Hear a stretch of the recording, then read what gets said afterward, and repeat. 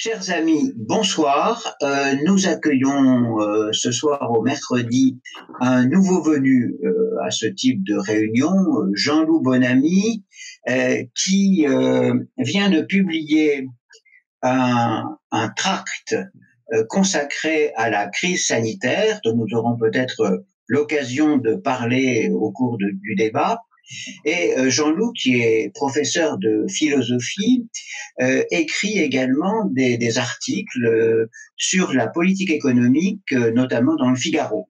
Et nous avions remarqué en juin dernier l'article qu'il avait consacré à l'usine sucrière de Toury. Et il expliquait un certain nombre de choses concernant justement la politique industrielle de notre pays à partir de l'exemple de cette usine sucrière, dont il nous reparlera peut-être dans la réunion. C'est pour ça que j'ai demandé à Jean-Loup de nous parler ce soir du patriotisme économique. Jean-Loup, vous avez la parole pour 45 minutes et ensuite, si vous le voulez bien, vous répondrez à nos questions. Je vous en prie. Eh bien, très bien. Donc, tout d'abord, je tenais à remercier Bertrand Renouvin et l'ANAR de m'avoir invité ce soir. Et donc, je suis très content de cette invitation. Donc, en effet, je m'appelle Jean-Loup Bonamy, agrégé de politique et de géopolitique. Et donc, j'écris régulièrement des articles dans plusieurs médias, notamment dans Le Point, dans Causeur, dans Marianne et surtout dans Le Figaro Vox. Et donc, en effet, comme l'a dit Bertrand, j'ai publié très récemment avec Renaud Girard, qui est grand reporter au Figaro, un livre dans la collection Tract de Gallimard sur la pandémie et le confinement. Donc un livre assez critique vis-à-vis du confinement.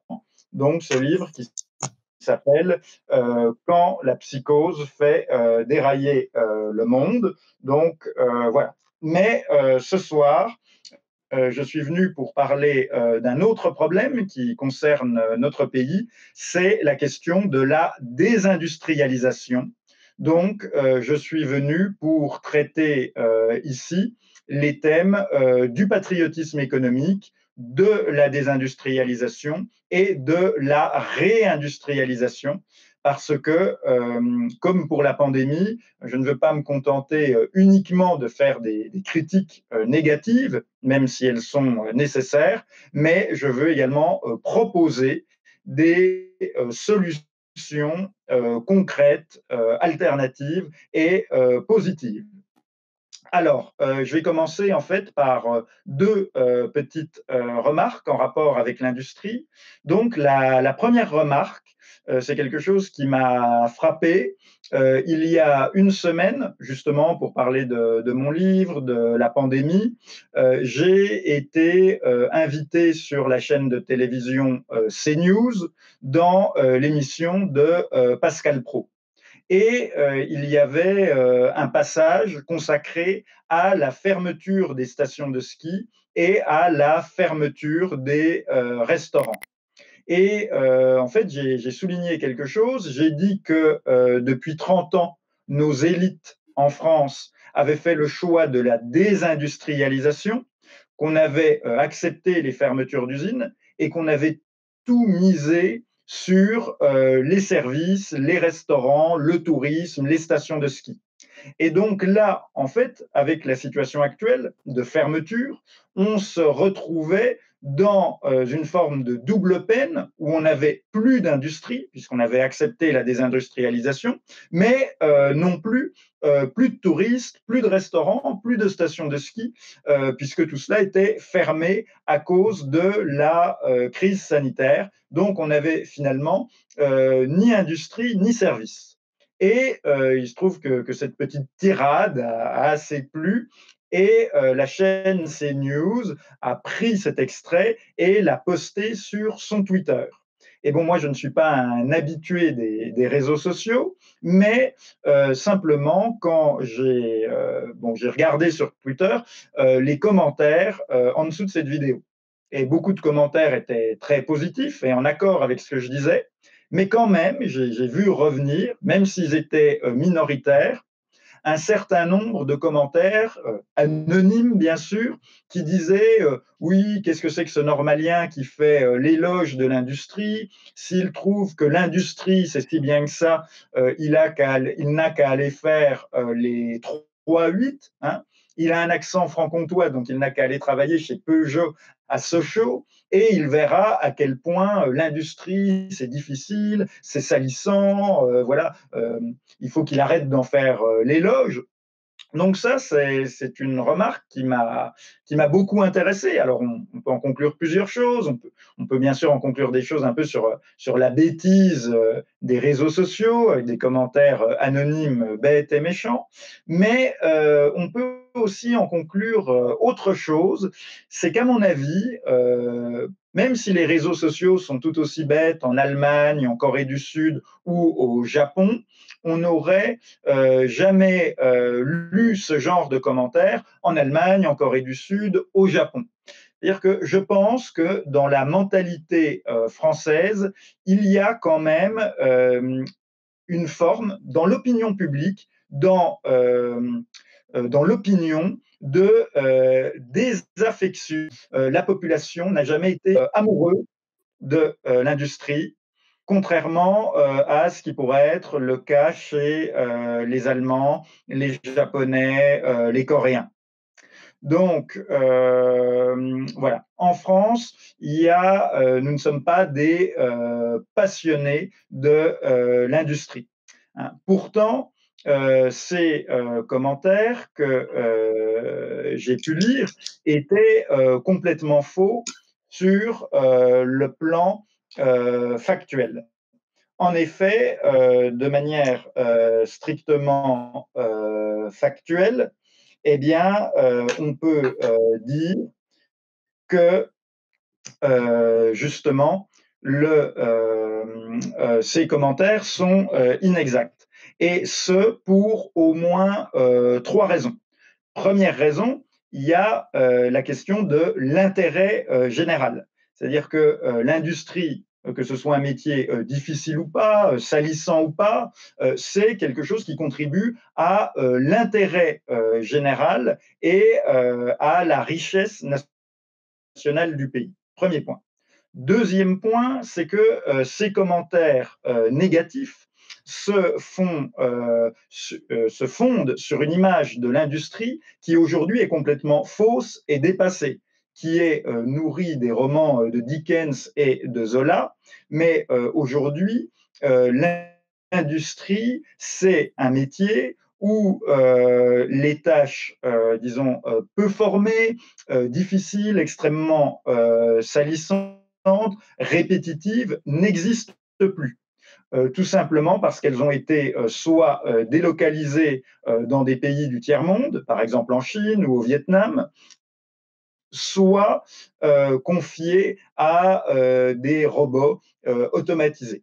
Donc aujourd'hui, les métiers industriels, y compris les métiers d'ouvriers, ce sont des métiers intéressants qui nécessitent une formation, des métiers de qualité et des métiers assez bien rémunérés.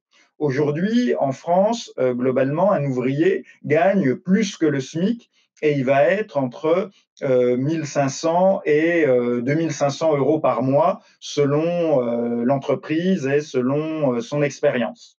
Moi, par exemple, je discutais avec une jeune femme de 30 ans issue de l'immigration, d'origine marocaine, et elle-même, cette personne n'avait absolument aucun diplôme parce qu'elle avait arrêté ses études en cours de son CAP de cuisine qu'elle n'avait même pas obtenu.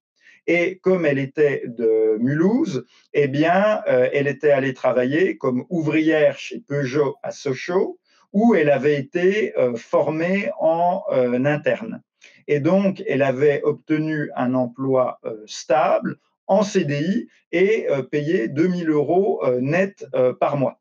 Alors moi, des métiers où une jeune femme issue de l'immigration, totalement non diplômée, peut avoir une formation, un emploi stable en CDI et 2 000 euros par mois, eh bien, à part dans l'industrie, globalement, je n'en connais pas. Donc, on voit qu'on est très loin du 19e siècle et que les ouvriers ont en fait été qu'ils ont gagné en niveau de vie et que depuis à peu près en fait les années 60 et les 30 glorieuses, ils ont des conditions qui en termes de conditions de travail au quotidien, de stabilité de l'emploi, de protection sociale et de revenus sont tout à fait satisfaisantes.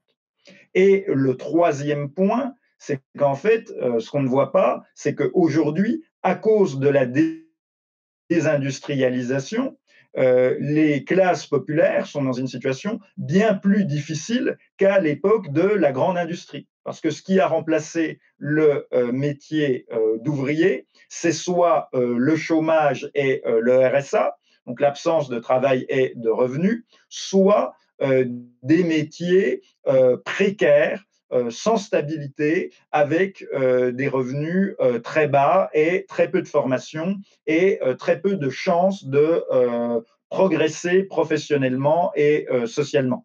Il vaut mieux aujourd'hui, socialement, économiquement, être ouvrier à l'usine dans l'industrie que caissière dans un supermarché ou livreur de pizza pour Uber Eats.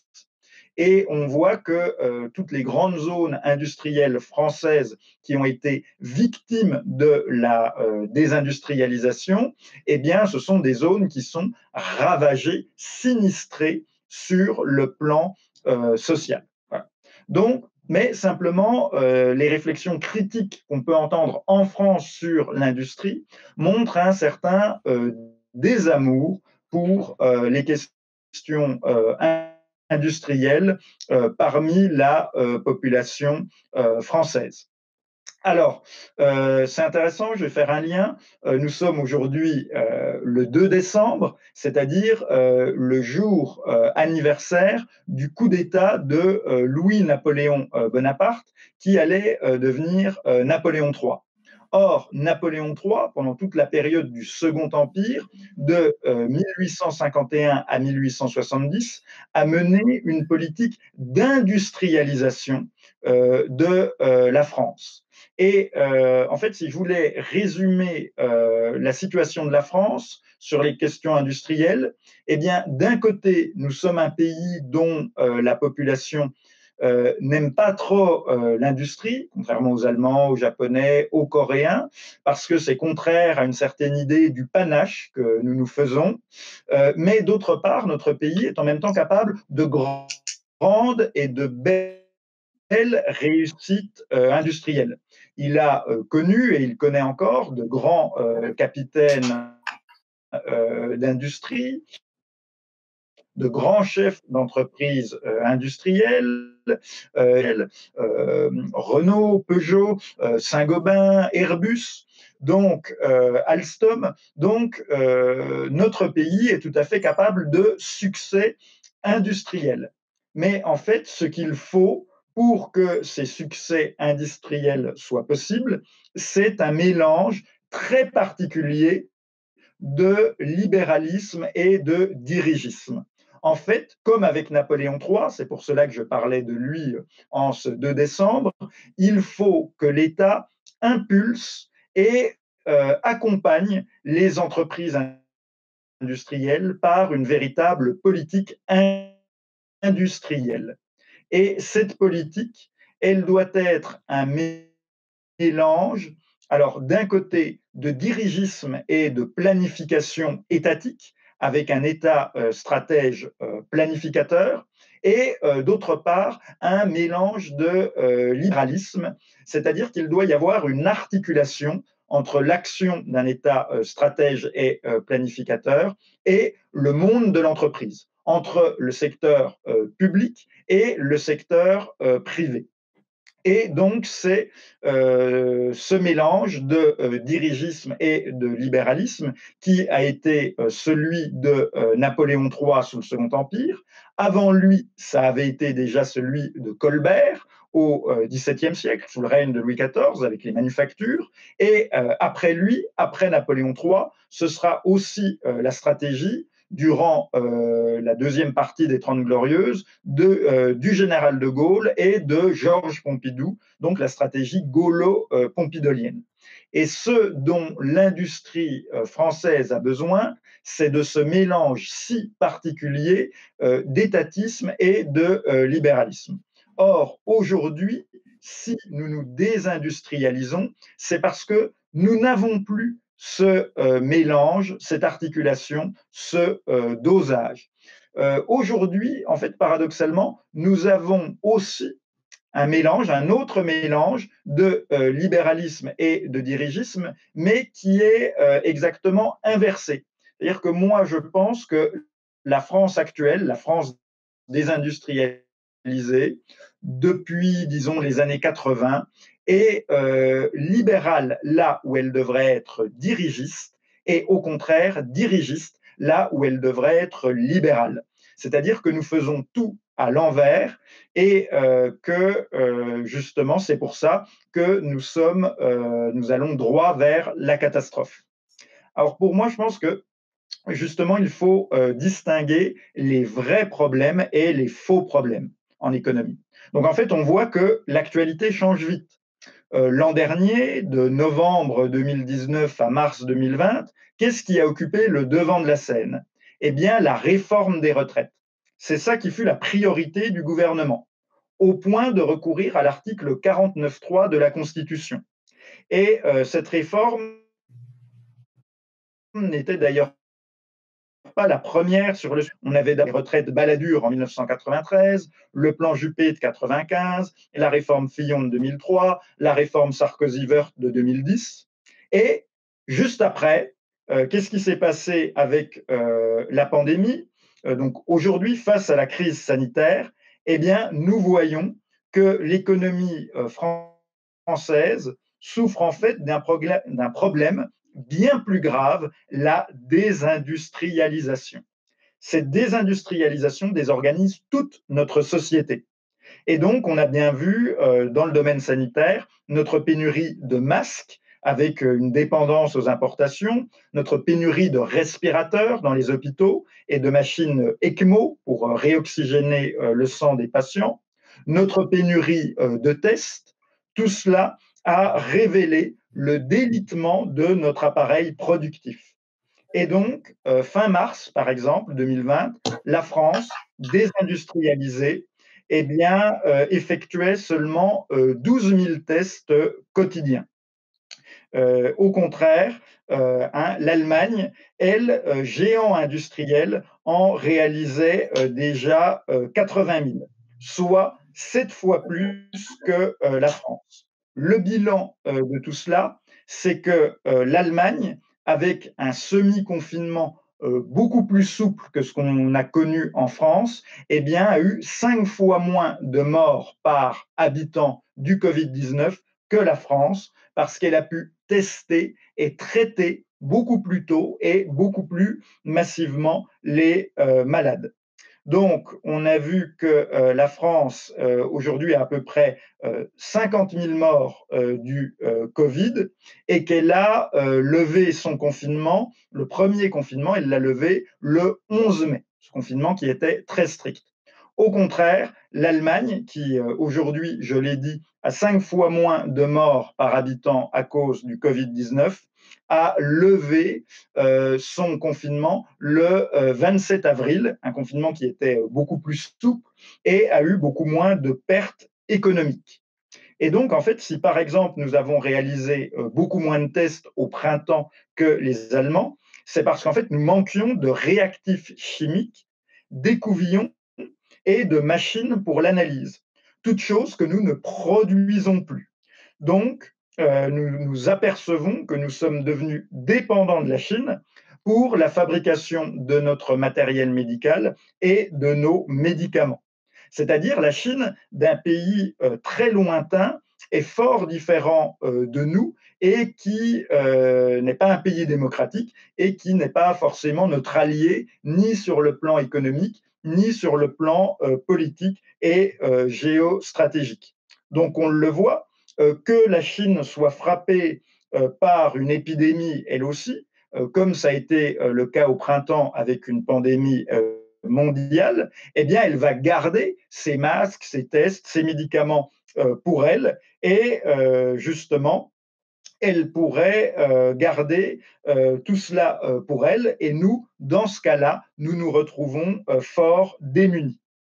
Et ou autrement, éventuellement, elle pourrait même, sans être frappée, elle, par une épidémie, décider d'exercer un chantage géopolitique sur nous, hein, comme ça pourrait être le cas demain, et en faisant la rétention de ce qu'elle produit. Et là aussi, nous pourrions nous retrouver fort dépourvus. Donc, du point de vue de la sécurité, de la souveraineté, de l'indépendance stratégique, on voit que notre désindustrialisation pose des problèmes énormes. Et donc, tout d'un coup, nous découvrons que la fameuse question des retraites était un problème tout à fait secondaire. Et nous sommes passés à côté du problème crucial qui était le fait de produire en France en nous passionnant pour des questions accessoires, comme par exemple faire une retraite à points qui d'ailleurs n'aurait même pas équilibré les comptes du régime des retraites. Donc que de temps perdu en vains débats et en faux problèmes. La désindustrialisation, le chômage de masse, notre dépendance vis-à-vis des importations ou la détention de notre dette par des investisseurs étrangers à hauteur de 65%, tout cela se révèle être des questions bien plus stratégiques, bien plus importantes et bien plus graves qu'une énième réforme des retraites, faire une réforme des retraites à point, dont on savait déjà qu'elle n'équilibrerait pas les comptes. Et donc, en fait, nos décideurs ont commis une erreur stratégique majeure et même une erreur logique parce qu'ils ont voulu traiter les symptômes sans s'attaquer aux causes. Donc, de nous pencher sur la réforme des retraites, nous avions rouvert des usines. Non seulement aujourd'hui, eh bien, nous aurions une balance commerciale à l'équilibre, nous ne serions plus dépendants de la Chine, nous aurions des masques et des tests et des médicaments sans être dépendants de l'étranger, mais en plus, le problème des retraites serait lui-même réglé. En effet, si aujourd'hui chacun des 6 millions de demandeurs d'emploi que compte notre pays travaillait, eh bien nous économiserions massivement sur les aides sociales et surtout nous aurions 6 millions de cotisants en plus pour financer notre protection sociale et notre régime de retraite. Donc, justement, la réindustrialisation permettrait en fait de régler ce problème des retraite sans avoir forcément besoin de passer par la mise en place d'un système de retraite à points. Or, ce chômage de masse que nous avons vient de la désindustrialisation. La situation que nous connaissons est absolument catastrophique.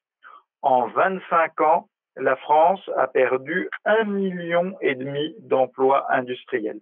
1,5 million en 25 ans. En France, aujourd'hui, l'industrie ne représente plus que 11% de notre PIB contre encore 25% en Allemagne. Et donc, la réindustrialisation permettrait de résoudre la question du chômage et, à partir de là, celle des retraites.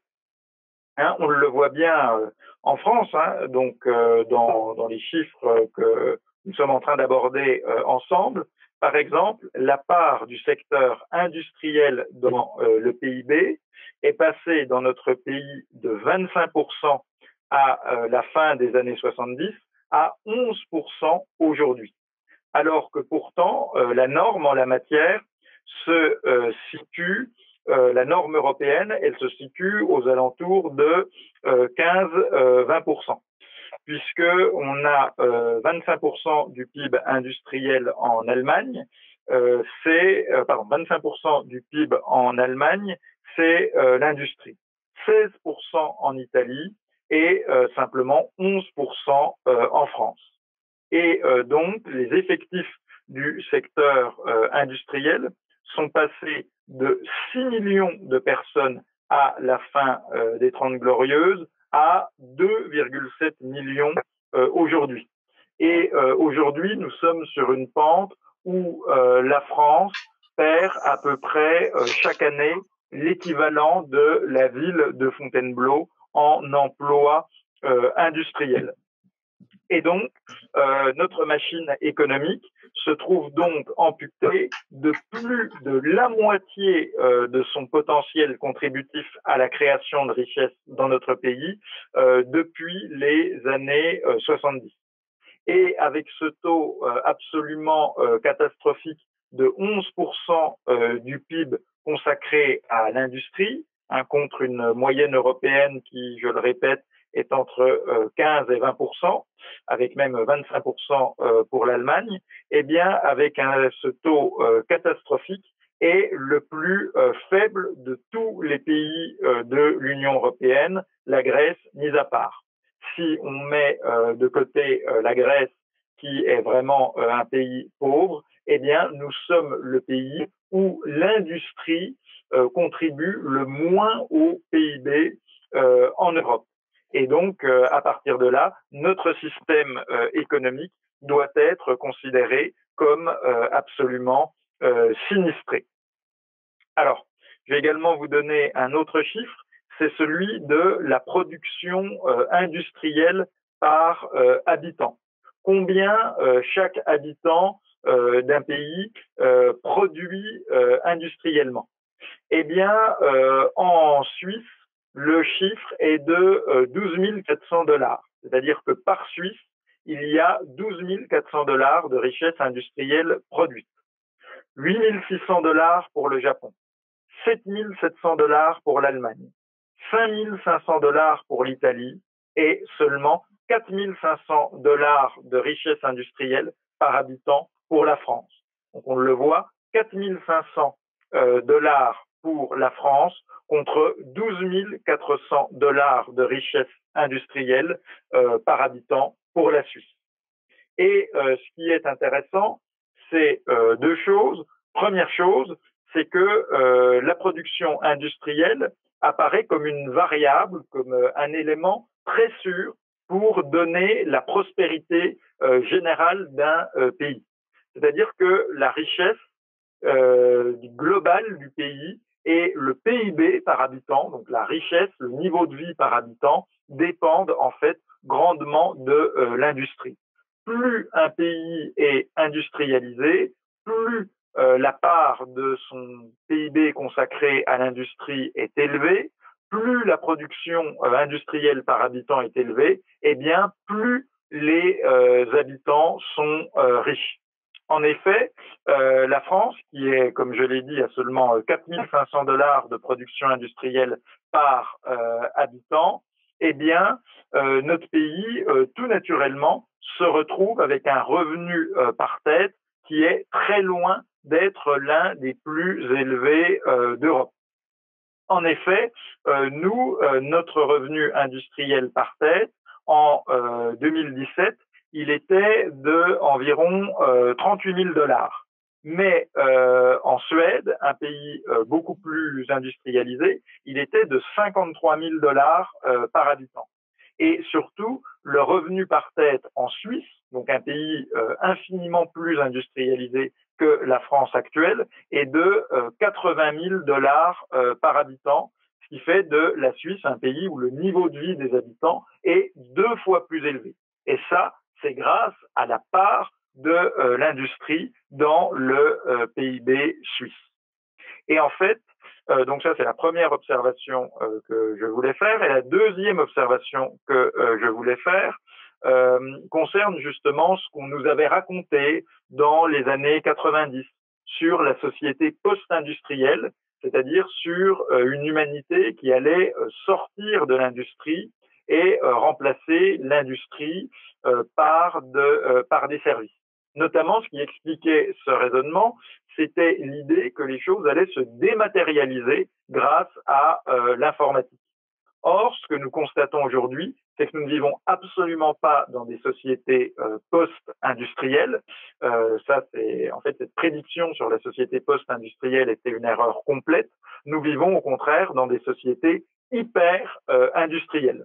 En effet, si jamais vous commandez une pizza avec une application Deliveroo et que vous avez un chauffeur, un livreur qui vient en vélo vous la livrer, eh bien, en fait, votre téléphone portable, son écran, les circuits imprimés qui ont été livrés pour faire le téléphone, tout cela, c'est de l'industrie. Ça a été fabriqué dans une usine avec des ingénieurs, des ouvriers, des machines.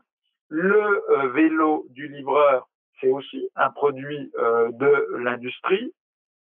Les serveurs qui vont être utilisés pour l'application ou pour stocker vos mails, eh bien, ces serveurs, ce sont des objets matériels physiques. Donc, en fait, ce qu'on appelle la dématérialisation s'appuie sur des réalités matérielles, industrielles extrêmement fortes. Très bien.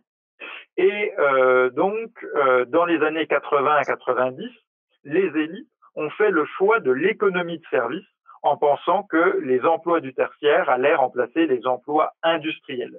Ce fut une erreur. En fait, on sait aujourd'hui qu'un emploi industriel génère 2 à 3 emplois dans les services. Donc, si vous créez un emploi industriel dans une usine, vous allez créer automatiquement 3 à 4 emplois. L'emploi industriel en lui-même, plus les 2 à 3 emplois de services qui sont induits, qui sont créés par cet emploi industriel. Donc ainsi, créer 1 million d'emplois industriels en France reviendrait à créer 3 à 4 millions d'emplois au total. Le million d'emplois industriels en lui-même et les 2 à 3 millions d'emplois de services qui en découlent. Et si ce chiffre était atteint, nous équilibrerions ipso facto, automatiquement, le budget de l'État et les comptes sociaux grâce à l'augmentation du nombre d'actifs. Et de même, nos hommes politiques et nos hauts fonctionnaires sont obsédés par le déficit public qu'ils n'arrivent cependant jamais à réduire. On nous impose toujours de nouvelles coupes budgétaires, par exemple à l'hôpital, dans les services publics, et pourtant la dette ne se réduit pas. Très intéressant. Mais pourtant, les mêmes politiques et les mêmes hauts fonctionnaires se soucient fort peu du déficit commercial provoqué par la désindustrialisation. Or, depuis 2003, notre balance commerciale, chaque année, elle est négative. Nous n'avons jamais eu une balance commerciale à l'équilibre depuis 2003. En 2018, elle accusait un déficit de 60 milliards, c'est-à-dire 3% du PIB, et chiffre que notre excédent sur les services et grâce au tourisme est loin de compenser. En fait, ce qu'on voit, c'est que donc les pays ont une balance des paiements qui est issue à la fois de leur balance commerciale, industrielle et de leur balance sur les services, et que tous les pays qui sont en situation de déficit sur la partie balance commerciale, sur la partie donc industrielle, eh bien ces pays ne dégagent pas des excédents suffisants sur les services et le tourisme pour compenser leur déficit commercial, ce qui fait que leur déficit de la balance des paiements globale est déficitaire. Puisqu'en fait, la partie déficit commercial, elle est archi-déficitaire, et la partie services et tourisme n'est pas assez importante pour combler ce déficit, ce qui fait que le total, la balance des paiements courants, est elle aussi déficitaire, négative, dans le rouge, ce qui veut dire que le pays s'appauvrit et qu'il s'appauvrit au profit de l'étranger. Et donc, notre déficit commercial est un sujet bien plus grave que la question du déficit public, puisqu'en fait, il concerne notre richesse réelle.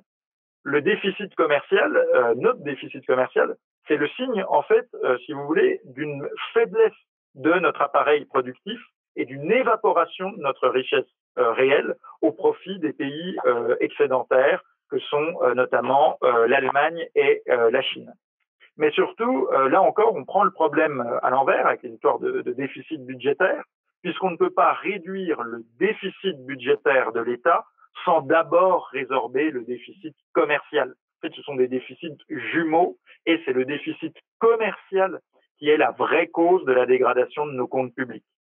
En sapant la richesse du pays, le déficit commercial va diminuer les rentrées fiscales de l'État, va contracter l'économie et donc contracter le montant des impôts, des taxes, des rentrées fiscales, des charges sociales, des cotisations qui financent nos comptes publics. Hein.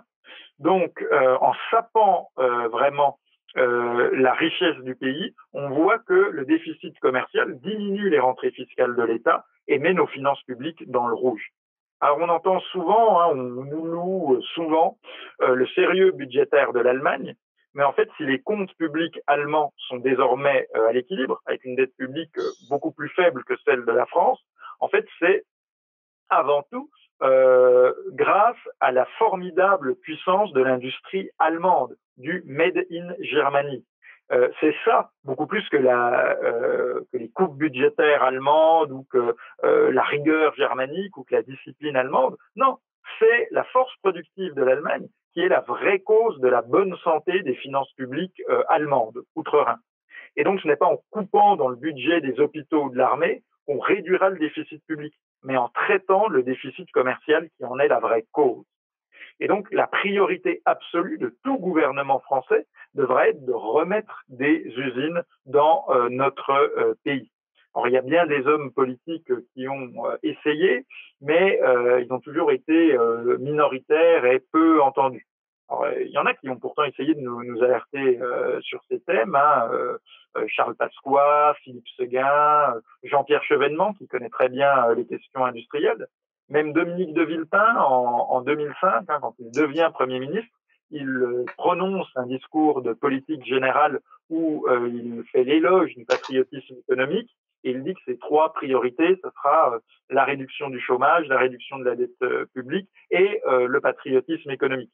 Même encore Nicolas Sarkozy, qui voulait créer des commissaires pour la réindustrialisation, conseillé par Henri Guénaud, ou encore aujourd'hui Arnaud Montebourg ou Julien Aubert. Mais en fait, ces discours restent sur la réindustrialisation, alors qu'ils sont pourtant absolument fondamentaux, restent occultés par les problématiques économiques qui occupent le devant de la scène, comme réforme des retraites, réforme de l'assurance chômage, ou déficit public et austérité, alors que pourtant ce sont des problèmes beaucoup moins importants. Et il y a aussi une idée qui m'intéresse, c'est le lien entre industrie et cohésion sociale. En effet, sur le plan social, la désindustrialisation sape la cohésion nationale. Elle augmente les inégalités. Elle dévaste des régions entières. Si vous regardez, par exemple, aujourd'hui les anciennes grandes régions industrielles, comme par exemple la vallée de la Fensch en Moselle, en Lorraine, c'est un désastre social. Et également, la désindustrialisation, elle atrophie les classes moyennes, qui du coup provoque une grande colère populaire et même populiste que l'on constate aujourd'hui. Alors que ce soit les gilets jaunes en France, les électeurs de Trump aux États-Unis, du Brexit au Royaume-Uni ou du RN et de la France insoumise en France, ce sont avant tout des victimes de la désindustrialisation. Parce que quand un ouvrier de l'industrie perd son travail, il perd bien plus que son revenu. En fait, ce qu'il perd, c'est une certaine image de lui. Et le travail industriel a une portée symbolique forte, parfois épique. Il crée une identité et une solidarité collective. Il confère dignité et fierté aux travailleurs. Donc en fait, quand vous perdez votre emploi d'ouvrier, vous perdez non seulement vos revenus, ce qui est déjà gênant, mais vous perdez aussi un statut social. Et donc les nouveaux emplois du tertiaire, qui viennent remplacer en partie les emplois industriels, eux sont mal payés et peu qualifiés. Ils offrent peu de perspectives de progression et ils ne sont riches d'aucune mythologie. Je suis désolé, mais il y a une aventure collective de l'industrie, il n'y a pas d'aventure collective des femmes de ménage, même si bien sûr il faut aussi des femmes de ménage. Et de même, la désindustrialisation, en fait, gêne l'intégration des personnes issues de l'immigration extra-européenne en France. Alors, pour plusieurs raisons. Déjà parce que on les condamne soit au chômage, soit à des emplois de services dévalués, et on ferme les usines qui étaient un lieu de mixité entre les classes populaires blanches traditionnelles et les classes populaires immigrées. Et en fait, la désindustrialisation, elle fait de l'ouvrier blanc au chômage une figure repoussoire, un panier de déplorables, comme disait avec mépris Hillary Clinton en 2016. Et justement, là où cet ouvrier traditionnel faisait au contraire office de figure de référence et de modèle lorsqu'il travaillait à l'usine ou à la mine. Alors, bon, on a fait le choix d'une immigration extra-européenne de masse pour, justement, dans les années 60, 70, alimenter l'industrie, notamment l'industrie automobile et sidérurgique. Alors, très bien. Déjà, je ne suis pas sûr qu'en soi, c'était le choix le plus prudent sur le plan social et culturel, mais très bien, on a fait ce choix-là. Mais en fait, on ne peut pas tout avoir. On ne peut pas, d'un côté, faire venir en masse des populations avec lesquelles il peut y avoir des problèmes d'intégration qui peuvent se poser, et de l'autre, fermer les usines et priver ces populations d'emploi. Vous ne pouvez pas faire venir en masse des gens du Maroc, d'Algérie, du Mali pour travailler dans vos usines et puis après leur dire ah ben non, finalement les usines elles sont fermées, donc maintenant c'est RSA ou femme de ménage ou chauffeur Uber. Voilà. Vous ne pouvez pas d'un côté faire venir en masse des gens de l'immigration et de l'autre casser tout ce qui permet de les intégrer, c'est-à-dire une école avec un niveau scolaire de plus en plus faible, la fin du service militaire, une justice toujours plus laxiste et également plus d'usines.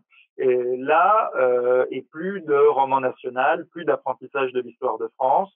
Donc là, le collège unique, là, et des usines qui ferment, là, c'est sûr que en fait, vous n'arriverez pas à intégrer.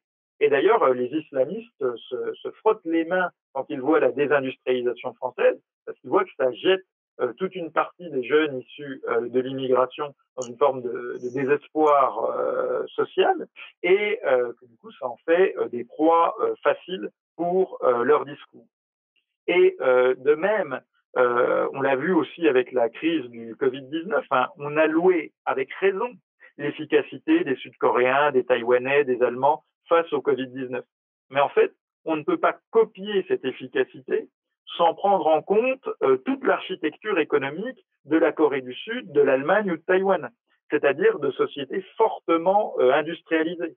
Ces trois pays que j'ai cités, Allemagne, Corée du Sud, Taïwan, eh bien, ils affichent des excédents commerciaux records, absolument colossaux. Hein.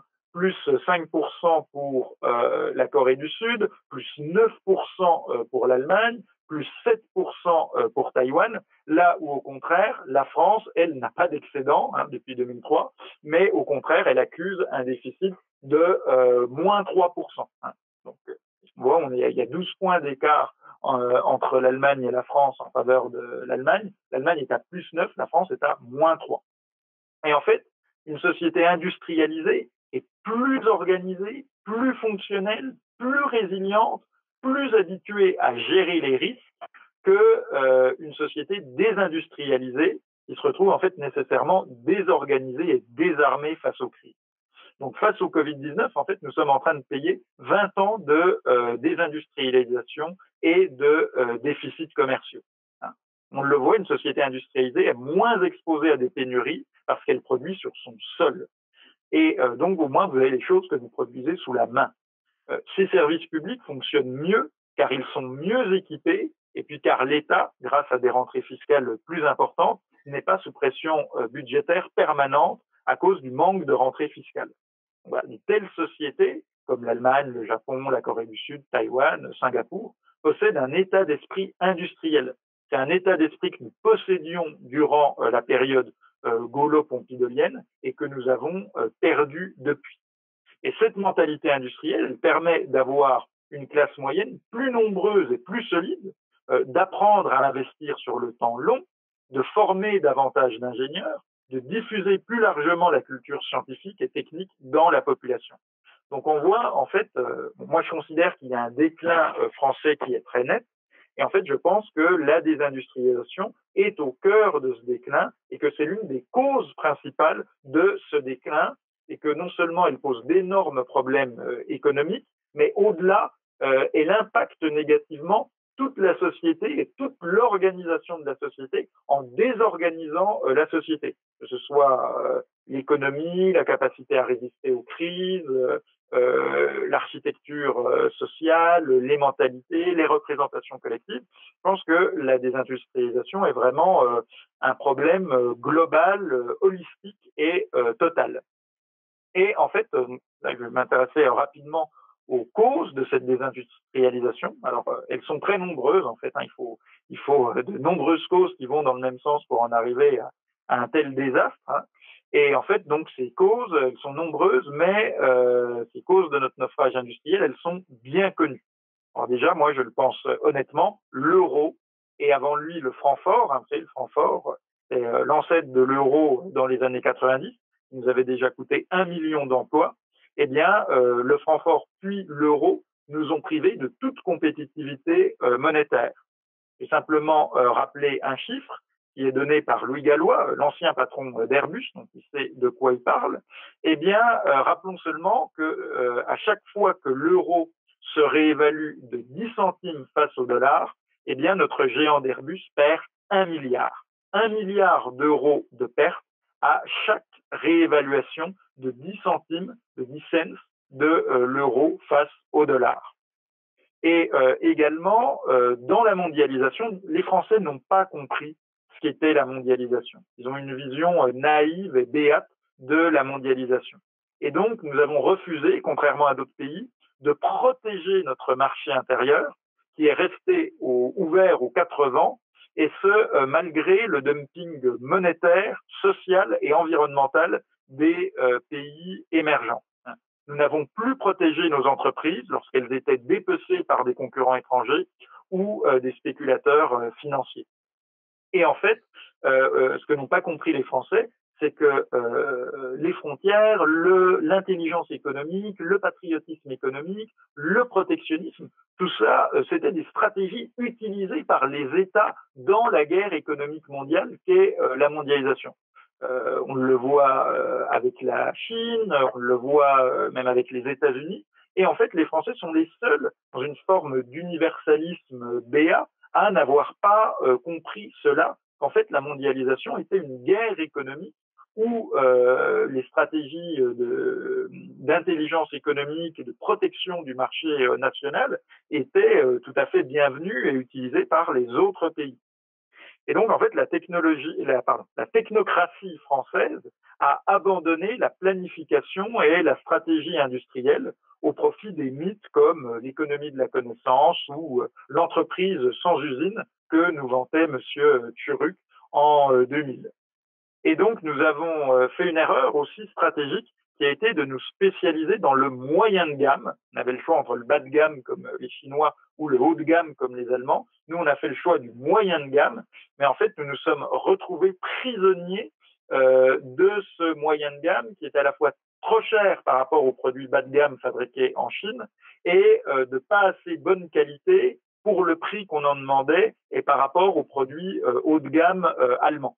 Donc en fait, nous nous sommes retrouvés prisonniers de ce que le rapport Gallois en 2012, un rapport très intéressant, soit à la fois en termes d'analyse des causes de la désindustrialisation ou en termes de solutions, eh bien, nous nous sommes retrouvés prisonniers du cercle vicieux de la compétitivité prix hors prix, prix en étau entre le haut de gamme allemand et japonais et le bas de gamme bon marché des pays émergents.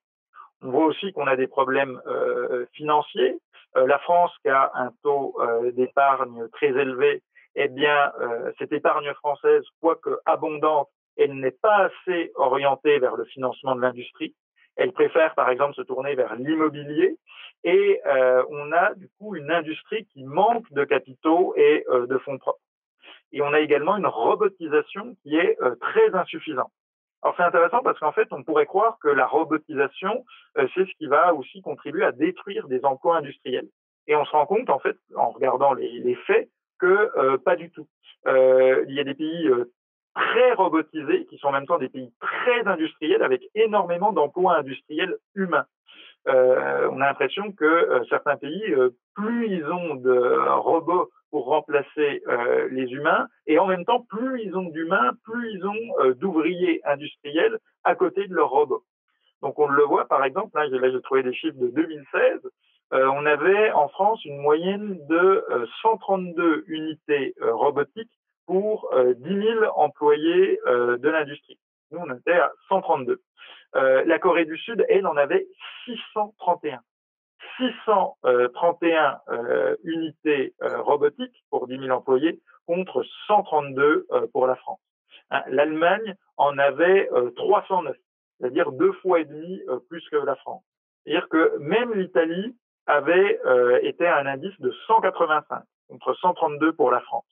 Et donc les 10 pays les plus automatisés au monde en matière industrielle, c'était par ordre décroissant la Corée du Sud, Singapour, l'Allemagne, le Japon, la Suède, le Danemark, les États-Unis, l'Italie, la Belgique et Taïwan. Et en fait, la France n'arrivait qu'au 18e rang, ce qui montre le côté parfois fort archaïque de notre appareil de production. On voit aussi que l'enseignement professionnel et l'apprentissage ont été dévalorisés. En effet, l'enseignement professionnel français, c'est souvent un mal-aimé, et le problème, c'est qu'il est beaucoup trop théorique, pas assez pratique, et que ces contenus très théoriques, très abstraits, sont définis par des technocrates du ministère de l'Éducation nationale qui n'ont jamais mis les pieds dans une usine et qui ne connaissent pas les besoins réels de l'industrie française actuelle. Et on voit aussi, je parlais de technocratie, que nos entreprises sont étouffées par les normes et la complexité administrative. De même, les impôts, en France, on a le taux d'imposition le plus élevé du monde, écrasent entreprises et ménages, avec aussi des impôts de production très élevés qui pèsent sur notre industrie. Alors on dénonce souvent à raison les paradis fiscaux, mais on oublie que la raison d'être des paradis fiscaux, c'est aussi l'existence d'enfers fiscaux dont la France est un parfait exemple.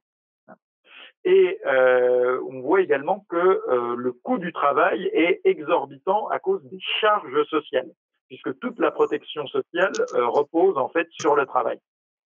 Si un patron veut embaucher un ouvrier et le payer 2 000 euros par mois, cela lui coûtera en fait entre 3 000 et 4 000 euros tout compris à cause des charges. On arrive donc à un scénario perdant-perdant. Le patron perd de l'argent et de la compétitivité à cause des charges, et l'ouvrier lui-même perçoit un salaire net trop faible qui comprime son pouvoir d'achat. Et enfin, enfermés dans une logique financière, mondialisée et court-termiste, les grands groupes français manquent trop souvent de patriotisme économique et de solidarité envers nos PME. Si vous regardez les délais de paiement et les retards de paiement des grands groupes français vis-à-vis des sous-traitants et des PME françaises, c'est des retards, des délais qui sont beaucoup plus longs que les délais de paiement des grandes entreprises allemandes vis-à-vis des PME allemandes. Donc on voit aussi qu'il y a des grandes entreprises qui ne jouent pas le jeu de la solidarité nationale en France. Alors, après avoir fait ce constat, on va quand même essayer de proposer des solutions.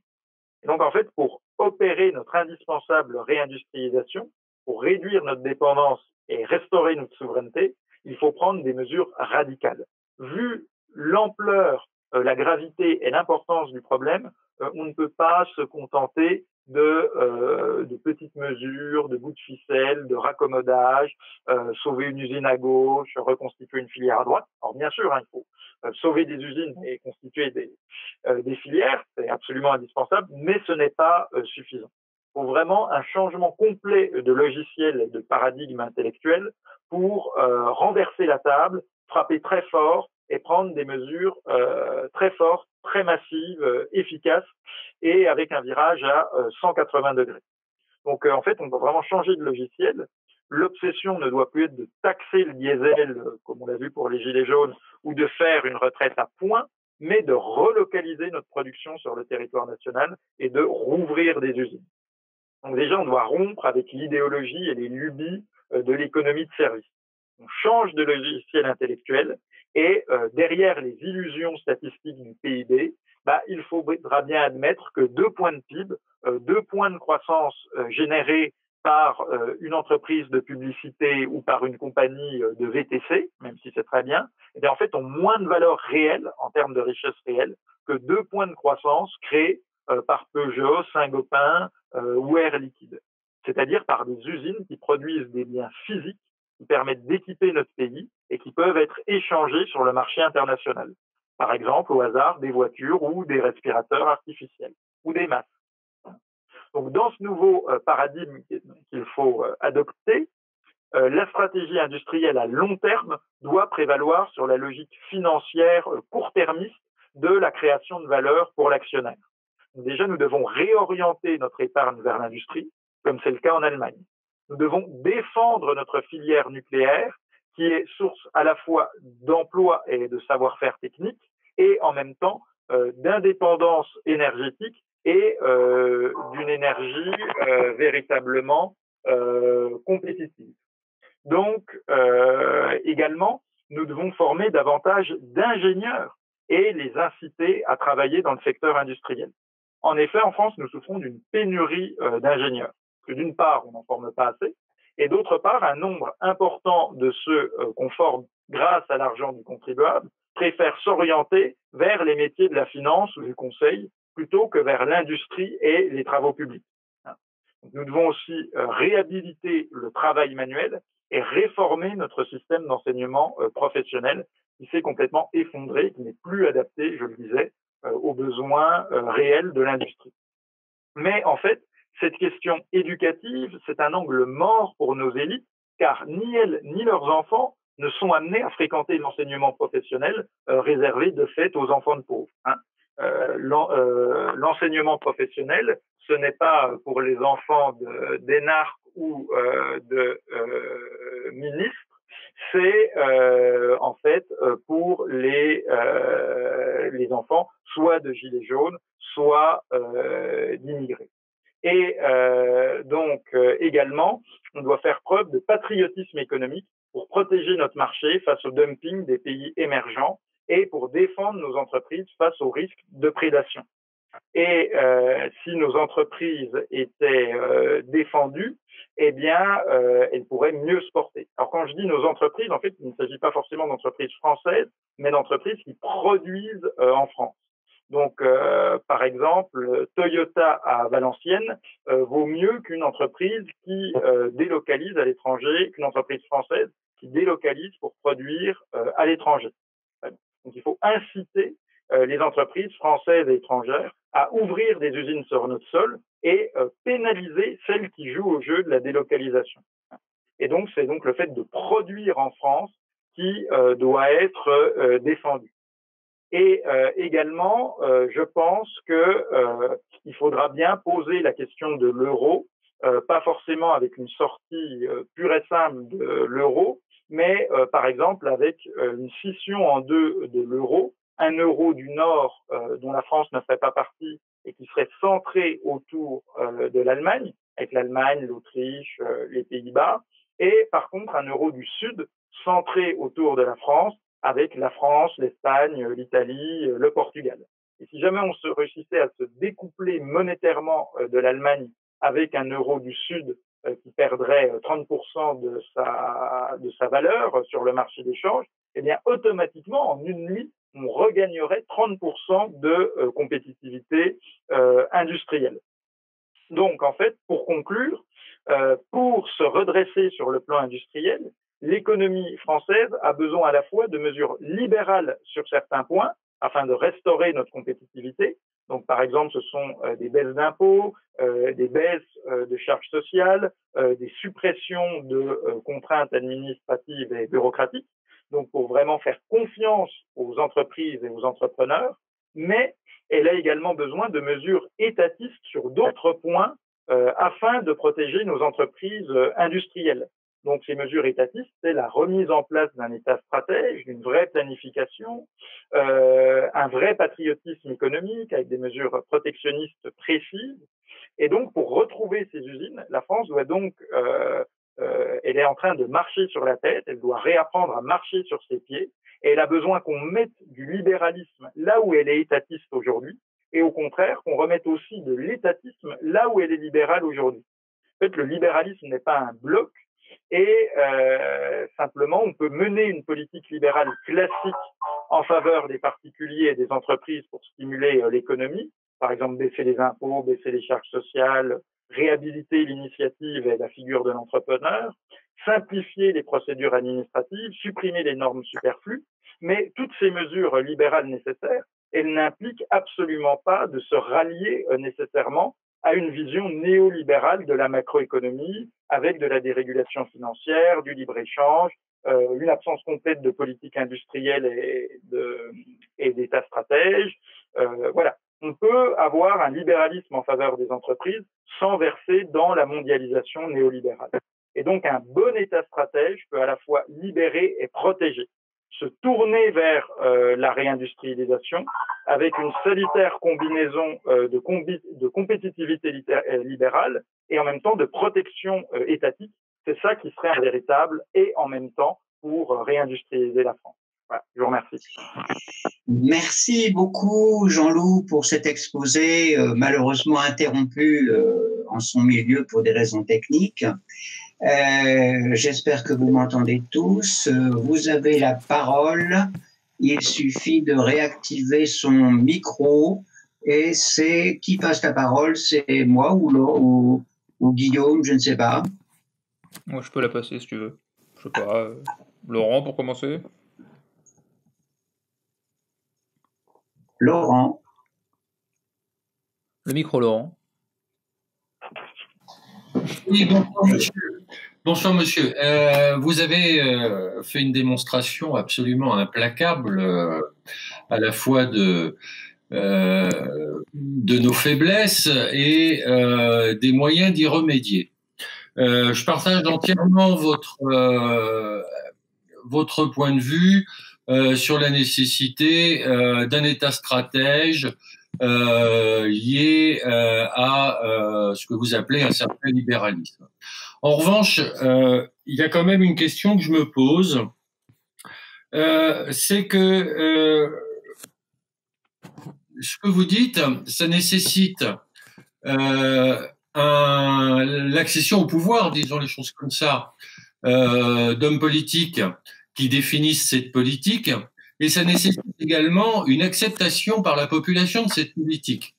Et là, je me demande si on ne se trouve pas confronté à la fameuse question la France est-elle réformable? C'est-à-dire que la France est-elle capable d'accepter ces mesures libérales que vous suggérez, qui me paraissent évidentes, enfin avec lesquelles je suis d'accord avec vous, relatives à la baisse des impôts de production, relative à la baisse des charges ou cotisations sociales, comme on voudra les appeler. Vous avez donné, par exemple, vous avez soulevé la question de la formation professionnelle. Vous n'avez pas rappelé que le déclin de la formation professionnelle est aussi dû à l'hostilité des syndicats enseignants envers cette formation. Bien sûr, tout à fait d'accord. Donc voilà la question que je voulais vous poser. Comment voyez-vous ça? Alors, pour moi, en fait, oui, je suis d'accord avec vous. Il me semble que il y a une chose qui peut nous aider en termes d'acceptabilité de cette politique industrielle, c'est que la mise en place de cette réindustrialisation est destinée à aboutir à une hausse du niveau de vie, en fait. Donc, il ne s'agit pas là du tout de coupe libérale sombre où il s'agirait d'accepter des salaires polonais ou roumains. Donc, je pense que c'est ça qui peut vraiment nous aider, c'est que c'est une politique destinée à vraiment à une hausse du niveau de vie et à un enrichissement général du pays et de sa population. Mais un enrichissement qui, bien sûr, repose sur le travail et sur la production. Et d'autre part, en fait, oui, moi je suis d'accord avec vous, c'est qu'il y a un énorme problème qui est que d'un côté, la désindustrialisation fait énormément de ravages, hein, on parlait, les ravages sociaux, très bien, mais en même temps, on a mis en place des amortisseurs sociaux qui apportent un certain confort. C'est ce que Jean-Michel Quatrepoint appelle le gaucho-libéralisme. C'est-à-dire on fait des choix néolibéraux des élites en faveur de la mondialisation et donc ça provoque une désindustrialisation brutale, du chômage de masse, une baisse du niveau de vie. Mais comme la France est un pays prompt à l'explosion, on achète la paix sociale et on compense les conséquences de la désindustrialisation en versant un torrent d'aide sociale et d'emploi public, d'assistanat, sur la population pour l'anesthésier. Et finalement, tout le monde se contente de ce système boiteux qui rend tout le monde malheureux, mais où il y a une forme de confort. Alors, il y a une citation que j'ai sous les yeux qui, selon moi, résume parfaitement ceci. C'est celle d'un essayiste qui s'appelle Guillaume Bigot et qui résume ainsi les choses. Il dit plus on importe, moins on produit. Moins on produit, plus on licencie. Plus on licencie, plus on verse d'aide sociale. Et plus on verse d'aide sociale, moins on produit à nouveau. Donc c'est un cercle vicieux. Mais en effet, on voit qu'il y a une certaine forme de confort, puisqu'on achète la paix sociale en compensant la désindustrialisation par à la fois un torrent, un tsunami d'aide sociale, d'allocation, et en même temps par des produits chinois de mauvaise qualité, pas chers. Mais le problème, c'est que ce cercle vicieux nous entraîne vers l'abîme et qu'il n'est pas viable à long terme. Je pense qu'on arrive en fait en bout de cycle, parce que bientôt nous n'aurons plus les moyens ni d'acheter des produits chinois bon marché, ni d'indemniser nos chômeurs, parce que voilà, on n'aura plus l'économie suffisante pour financer toutes ces indemnités. Donc, je pense aussi qu'à un moment, on sera contraint à cette politique de réindustrialisation parce que nos amortisseurs arriveront à bout de course, en fait. Oui, alors je suis bien, enfin très rapidement, je suis tout à fait d'accord avec vous. Je comprends bien que ce que vous suggérez par rapport aux différentes mesures ont pour but d'augmenter la qualité sociale du pays, mais la question reste, ne croyez-vous pas que notre passion pour l'égalité rende impossible une telle politique?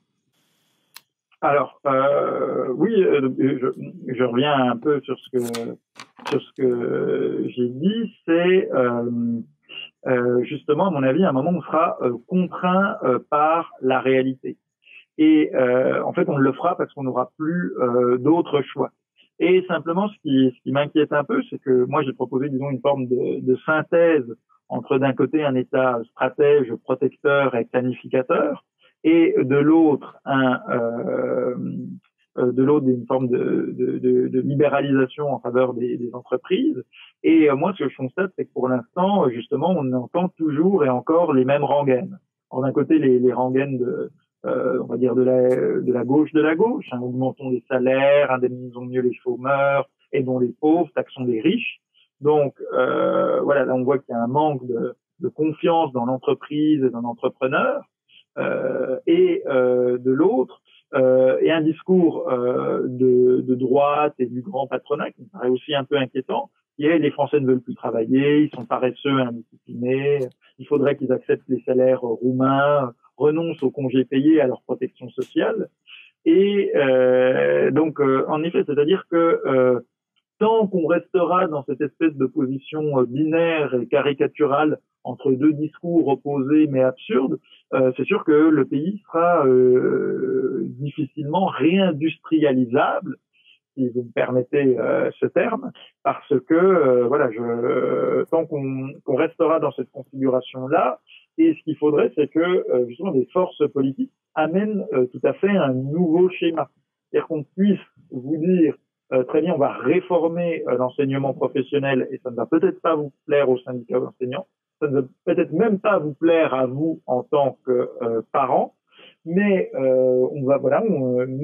par contre, les pneus qui sont fabriqués en Chine et qui provoquent des fermetures de sites comme Bridgestone à Béthune récemment, ces pneus chinois, on va les taxer, exactement comme le font les États-Unis de Barack Obama et de Trump, on va les taxer à 30% ou à 50% pour remettre des usines de pneus chez nous qui vont vous donner des emplois. Et il me semble que ça, c'est-à-dire que le côté protecteur et défensif de ce que je propose rend, disons, plus acceptable le côté réformateur et offensif et libéral, entre guillemets, que je propose par ailleurs. C'est-à-dire que si on dit juste aux gens, voilà, on va réformer la formation professionnelle et puis si ça vous plaît pas en tant que parent, c'est le même tarif, mais en même temps, on va pas vous protéger contre les pneus chinois qui se déversent sur la France. Là, c'est sûr que ça ne va pas marcher. Si par contre on a un État qui vraiment met en avant son caractère protecteur, son patriotisme économique, je pense que ça rend les autres mesures, disons un peu plus impopulaires, moins difficiles à accepter. Mais ça sera difficile de toute façon. Casimir, je crois que tu voulais la parole. Ton micro. Voilà, c'est bon. Rebonsoir et merci beaucoup pour cet exposé vraiment passionnant, et je le dis sincèrement, j'ai appris beaucoup et c'était en plus d'une grande clarté, donc très facile à suivre. Laurent vient de poser une question quelque part sur la contrainte interne du changement politique qui serait sociologique, un petit peu que l'état d'esprit français. Alors je vais poser une question facile et je pense que connaissant mes camarades, tout le monde y a pensé. Qu'en est-il de la contrainte externe et notamment de la contrainte européenne? Vous avez parlé de l'euro, bien sûr, et de la manière dont éventuellement une réforme ou une réadaptation de l'euro pourrait permettre une politique de réindustrialisation. Mais est-ce que cet état stratège que vous évoquez ne se heurterait pas, pas seulement à l'euro, mais je dirais aux traités européens eux-mêmes, qui interdisent notamment de favoriser un secteur parmi d'autres? Alors, je vais vous répondre en 2 points. Premier point, pour moi, la contrainte externe principale, quand même la plus lourde, parce que c'est la monnaie que nous utilisons au quotidien dans tout ce que nous faisons, la contrainte externe la plus lourde, c'est celle de l'euro. Donc, moi, je l'ai dit, je pense qu'on ne pourra pas réindustrialiser si on reste dans l'euro sous sa forme actuelle, c'est-à-dire si on ne se sépare pas monétairement de l'Allemagne. Voilà, je dis honnêtement, contrainte extérieure, il faut soit un retour au franc, soit plus probablement une scission de l'euro entre un euro du Nord et un euro du Sud. J'y reviens pas. Et deuxièmement, alors, il concerne la contrainte de la Commission européenne et des traités. Et de la Cour de justice de l'Union européenne. Voilà, et de la Cour de justice. Alors, moi, je peux me tromper, mais s'il y a une politique du type la politique de la chaise vide du général de Gaulle, oui, moi, je pense que en fait, l'Union européenne, qui en effet nous interdit beaucoup de choses, ces interdictions, c'est avant tout un formidable alibi pour que nos dirigeants n'aient pas à prendre leurs responsabilités. C'est Emmanuel Todd, il a une très belle formule, il dit l'Union européenne en fait introduit la culture de la déresponsabilisation de nos élites. Elles sont déresponsabilisées parce que elles peuvent dire c'est à nous, c'est l'Europe.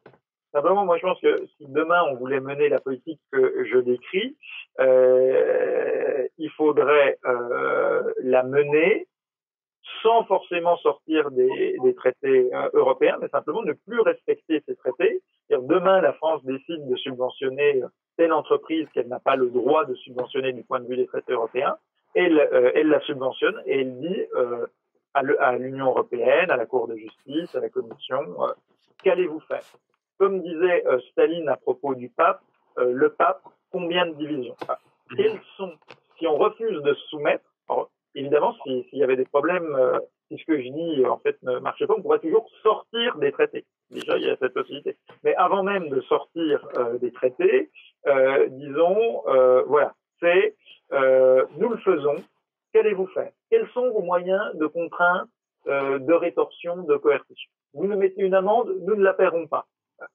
Voilà. Très bien. Donc du coup, si vous ne voulez pas que l'Union européenne implose, déjà qu'on a coupé l'euro en scénario entre un euro du Nord et un euro du Sud, si vous ne voulez pas que l'Union européenne implose et disparaisse, ces traités, il va falloir les réformer. Et ce qu'on est en train de faire là, et qui est illégal du point de vue des traités, il va falloir réformer les traités au plus vite pour que ça devienne légal. Parce que nous, de toute façon, on va le faire. On va le faire sans sortir des traités. Donc on le fait, on vous met devant le fait accompli. Donc soit vous nous sanctionnez, dans ce cas-là on s'en va, soit vous ne faites rien, mais dans ce cas-là ça implose, puisqu'on ne peut pas violer les traités en permanence, soit vous réformez les traités dans un sens qui soit compatible avec notre politique. Voilà. Pour moi, ça serait ça la meilleure stratégie. Et la France, qui est la 6e puissance économique mondiale, qui est un des piliers de la construction européenne, en fait, pour moi, l'Union européenne n'aurait pas d'autre choix que de céder et de se réformer. Qu'en fait, elle n'a pas les moyens de coercition pour vraiment contraindre la France. Je peux me tromper, et auquel cas, si je me trompe, il faudra sortir des traités. Mais je pense que les traités peuvent à la fois être rendus caducs et en même temps réformés en urgence si la France dit, voilà, moi je ne respecte plus les traités. Merci, au revoir. Oui, je suis entièrement d'accord avec vous. Après, j'ai peur que le verrou européen ait aussi des effets dans le droit français. Je m'explique. Si le Parlement adopte une loi en faveur de l'industrie, si le gouvernement tranche certaines questions par décret en fonction de la répartition des compétences, bien sûr, on risque d'avoir une censure de la part du Conseil constitutionnel ou plus probablement du Conseil d'État pour des textes qui seront contraires aux traités européens en vertu de la hiérarchie des normes. Donc je suis tout à fait d'accord. Mais alors par contre, moi je pense qu'il faut impérativement un changement de la hiérarchie des normes en France. C'est-à-dire qu'il faut inscrire dans la Constitution que le droit français est supérieur au droit européen, et ça doit être inscrit en toutes lettres dans la Constitution française. Et d'ailleurs, vous savez qu'en Allemagne, la Cour constitutionnelle de Karlsruhe considère que le droit allemand est supérieur au droit européen. Et d'ailleurs, elle a un très bon argument pour ça. Elle dit, on est pour la démocratie. Donc pour la démocratie, il faut qu'il y ait un démos, c'est-à-dire un peuple. Et il existe un peuple allemand, donc le droit allemand est démocratique. Or, il n'existe pas de peuple européen, donc par définition, le droit européen est moins démocratique que le droit allemand, et il y est donc inférieur. J'aime beaucoup cet argumentaire allemand, et je pense que la France ferait bien de s'en inspirer et de le transposer au plus vite. C'est-à-dire que vraiment cette hiérarchie des normes, c'est ça qui est intéressant, c'est vraiment la thèse, prendre le titre d'un livre connu, c'est vraiment la thèse du suicide français. C'est-à-dire que la hiérarchie des normes avec la suprématie du droit européen sur le droit français, qui est le système juridique dans lequel nous vivons actuellement, ce que n'aurait jamais accepté le général de Gaulle, par exemple, c'est quelque chose que la France a voulu et qui est très franco-français, et que la France s'est imposée à elle-même en interne, une obligation européenne. Donc là, c'est vraiment plus royaliste que le roi, si je peux dire ça un mercredi de Lana. Donc c'est vraiment la France plus européiste que l'Europe. Très bien, je pense que oui, il faut absolument changer la hiérarchie des normes en France. Merci. Oui, moi je suis tout à fait d'accord avec ce que dit Jean-Loup. Je pense simplement que quant aux affaires européennes, l'Allemagne n'aurait plus aucun intérêt à rester dans une Europe que la France redessinerait avec des solutions de force et en sortant de la zone euro telle qu'elle est. Donc, ce que ce que dit Jean-Loup aboutit nécessairement à une implosion de l'Union européenne. Alors, mais pourquoi pas simplement, effectivement, c'est une bonne façon de présenter les choses que de dire d'abord nous on réforme la hiérarchie des normes et deuxièmement on prend les décisions qui nous conviennent même si elles sont contraires au traité. Et troisièmement, et d'ailleurs on sort de la zone euro parce que on va s'arranger avec les Italiens et les Espagnols, etc., pour faire une dévaluation concertée. Mais tout ça signifie la mort de l'Union européenne. Alors, c'est possible. J'ai deux petites remarques à faire sur ce que dit Bertrand et qui me paraît en effet tout à fait plausible et réaliste. Simplement, trois petites remarques. Première remarque, c'est que l'Allemagne a au moins un intérêt moral à la construction européenne. Vous savez que l'Allemagne vit quand même dans le traumatisme du nazisme et du génocide des Juifs et des Tziganes. Donc s'engager dans un projet européen démocratique et pacifique, alors c'est quelque chose qui aujourd'hui a des intérêts, va dans le sens de ses intérêts économiques, mais c'est à mon avis quelque chose qui dans la mentalité allemande actuelle permet quand même d'avoir une sorte de compensation morale en termes d'image de soi, qui je pense ne faut pas négliger pour en avoir parlé avec des Allemands. Je pense que le deuxième point, c'est que si jamais les choses ne se passent pas selon le scénario qu'on vient de dessiner ensemble, vu que la construction européenne actuelle avec l'euro est en fait structurellement non viable et que de toute façon l'euro, qu'on le veuille ou non, va imploser parce qu'il y a trop d'hétérogénéité entre les membres de la zone si on ne fait rien. En fait, pour l'Allemagne, il n'y a que deux alternatives. Il y a deux branches à l'alternative. La première, c'est soit de toute façon l'euro dans sa forme actuelle disparaît. Alors ça peut se passer de manière plus ou moins concertée, peut-être un retour aux monnaies nationales ou alors juste une scission de l'euro en nord-sud.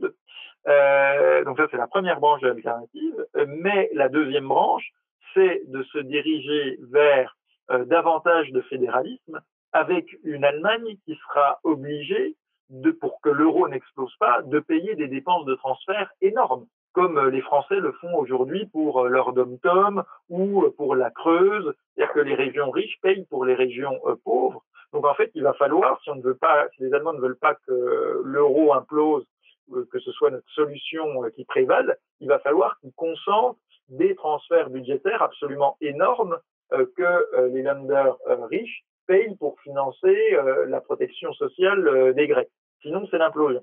Je pense que l'Allemagne, en fait, préfère encore une implosion concertée de l'euro qui pourrait nuire en partie à ses intérêts commerciaux et industriels, plutôt que de se retrouver dans une situation de dépenses de transferts massives et de fédéralisme budgétaire. Or, je pense qu'à terme, aujourd'hui, on n'est dans aucun des deux de ces scénarios, mais la situation actuelle est non viable et qu'on se dirige nécessairement, ça sera soit le fédéralisme budgétaire et les Allemands payent, ce qu'ils ne veulent pas, soit une disparition de l'euro dans sa forme actuelle. Je pense que face à l'hypothèse de devoir payer les RSA qu'on verse en Guadeloupe, que ce soit l'Allemagne qui les paye, je pense qu'ils en ont pas tellement envie.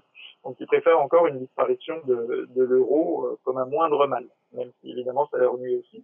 Et troisième remarque, je pense que pour moi c'est important après de maintenir un projet européen respectueux des souverainetés nationales, comme l'avait voulu le général de Gaulle, par exemple pour faire du protectionnisme européen, c'est-à-dire que à l'entrée qu'on ait un marché commun avec un tarif extérieur commun, et que à l'entrée de l'Union européenne, les produits chinois, par exemple, soient très fortement taxés, et ce dans l'intérêt de tous les Européens, ou alors qu'on s'unisse pour construire de grands projets communs européens, par exemple pour remettre en cause l'hégémonie américaine sur certains secteurs, pour essayer de construire un Google européen. Je pense en termes de protectionnisme européen et de projets communs, il y a encore des choses à faire dans une Union européenne réformée, nouvelle manière et plus respectueuse des souverainetés, et que dans cette Europe des nations, l'Allemagne aurait quand même un intérêt, notamment pour, en continuant de collaborer avec nous, pouvoir quand même résister aux États-Unis, à la Chine, voilà. Donc moi je pense que c'est les trois raisons qui peuvent éventuellement éviter une implosion, une disparition pure et simple de l'UE, mais je suis peut-être trop optimiste. Peut-être que je reste encore trop européen dans mon euroscepticisme. Non, mais bon, sur le troisième point, on est tout à fait d'accord avec la nécessité de réorganiser une Europe, d'ailleurs continentale, avec un tarif protecteur commun, etc. Bon, donc oui, les États souverains, ça s'appelle le confédéralisme européen, et c'est ce que De Gaulle envisageait et Mitterrand un petit peu pendant un certain temps. Oui. Sur le deuxième point, je crois qu'on peut disserter à l'infini, mais on sait comment on commence une guerre, on ne sait jamais comment elle se termine et comment elle évolue. Hein. Donc, à partir du moment où on crée une situation de force, il y a des actions et des réactions qui se créent, et on peut faire effectivement des paris qui sont tous, pour le moment, qui peuvent tous être soutenus. Voilà. Alors, le premier point, ça, j'y crois pas une seconde. Et tout de même un peu en connaissance de cause. Premièrement, l'Allemagne et l'Union européenne ont conçu une théorie comme quoi tous les totalitarismes se valaient. Mm-hmm. Et c'est maintenant la doctrine officielle de l'Union européenne. J'ai entendu d'ailleurs à Strasbourg une femme commissaire européen nous raconter ça dans une réunion de l'amicale de Mauthausen. Donc, ça a été très mal pris.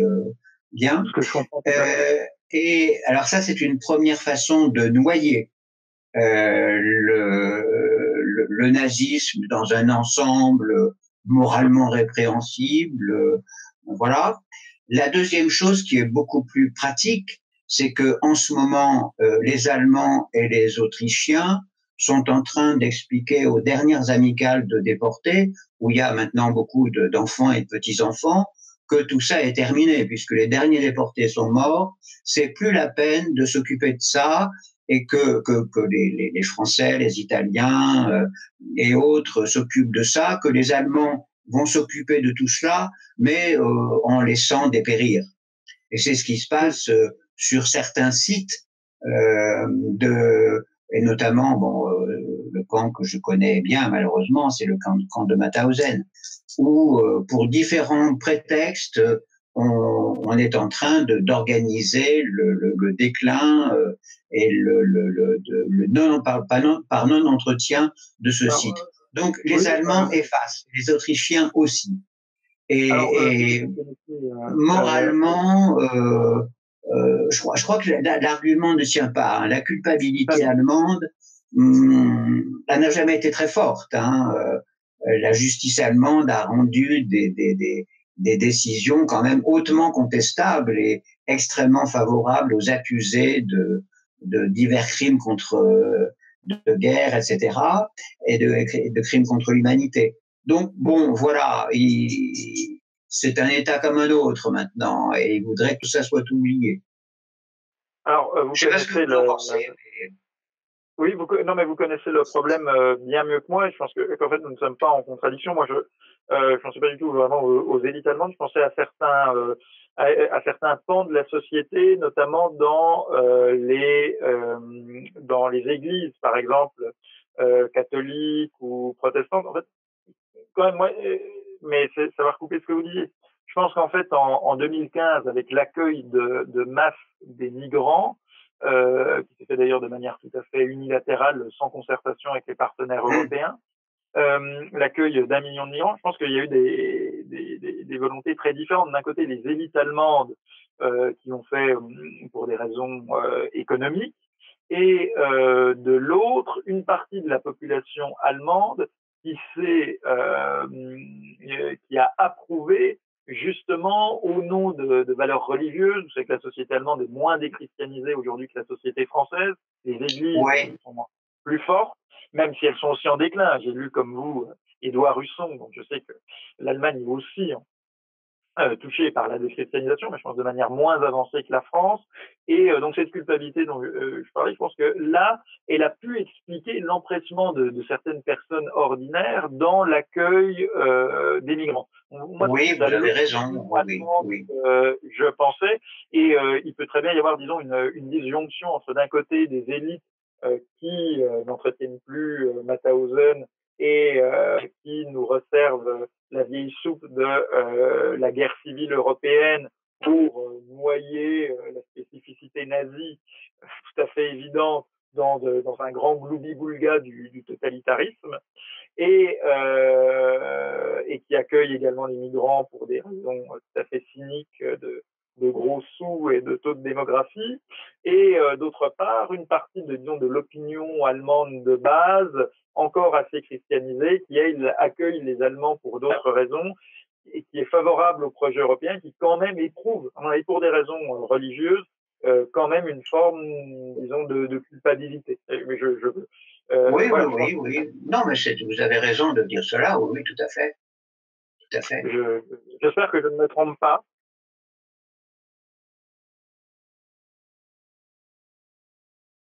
Oui, non, non, mais c'était très intéressant.